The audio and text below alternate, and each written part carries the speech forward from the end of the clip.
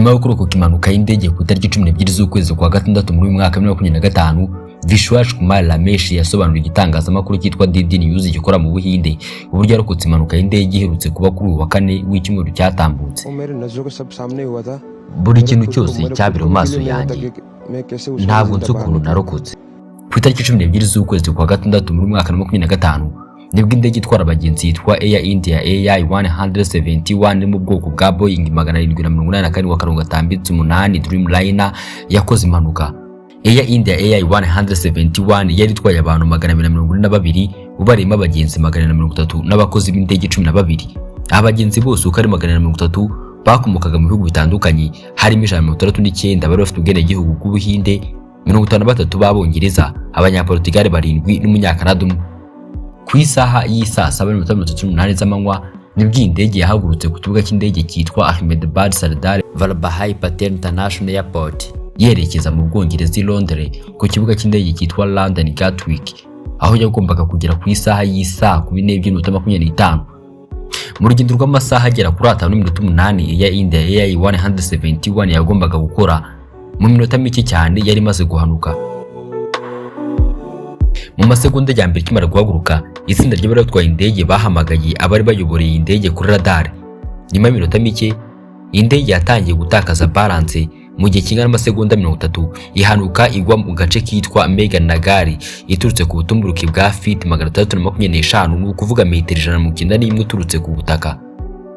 Nyuma yo kugwa, abantu 242 bari muri iyo ndege, harokotsemo umwongereza umwe gusa, Vishwash Kumar Ramesh, umugabo w'imyaka 40 ufite inkomoko mu gihugu cy'Ubuhinde warokotse impanuka y'indege yahitanye abantu 441 bari mu ndege, ututabaremo abandi bagera kuri 29 bari ku butaka.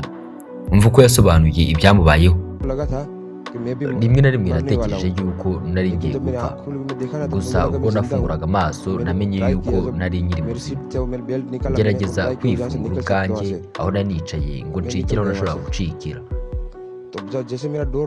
Nashoboye kubona ko hari ahantu ho gusohokera kubera yuko umuryango wanjye wari wamenetse. Nagerageje gucika nyuze ahantu hato cyane, kandi kuko narabikoze.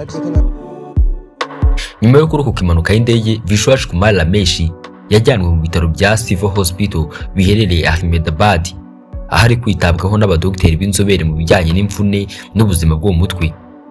Ntabwo mu bitaro aho arwariye ari wenyine, kubera yuko n'inzego z'igihugu ziri kumwitaho binyuze mu kumusura no kumukomeza.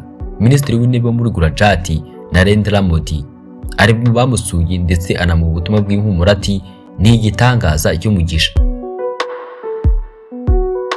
Mbere y'uko indege ihaguruka, habanza gukorwa amasuzuma ahambaye kandi akorwa n'abatekinisiye b'inararibonye, ku buryo gukora impanuka kw'indege ari ibintu bidakunze kubaho. Hashingiwe ku nyigo yakozwe n'ikigo cy'ikoranabuhanga giherereye i Massachusetts, indege bishobora gukora impanuka rimwe mu ngendo zayo zisaga miliyoni 13,700,000. Iyi ni inyigo yakozwe kuva mu mwaka 2024. Gusa nubwo impanuka y'indege iba gake gashoboka, igitangaje cyane ntabwo ari uko ibaho, ahubwo igitangaje cyane ni ukwirokoka. Gusa nubwo byumvikana cyangwa se bikavugwa n'abantu kenshi yuko kurokoka impanuka y'indege bidakunze kubaho, ubushakashatsi n'inyigo zakozwe zagaragaje ko 95% ariyo mahirwe umuntu uri mu ndege afite yo kuba yarokoka impanuka mu gihe yaba yakoze impanuka. Usibye yuko akenshi dukunze kubona indege igwa hagapfa abantu bose cyangwa se hakarokoka bake cyane. Nitwa Nsengiyumva Olivier, iyi ni Isoko y'Ubuvumbuzi. Ndabashimiye mwese dukomeza kubana mu biganiro byacu, naho ubutaha.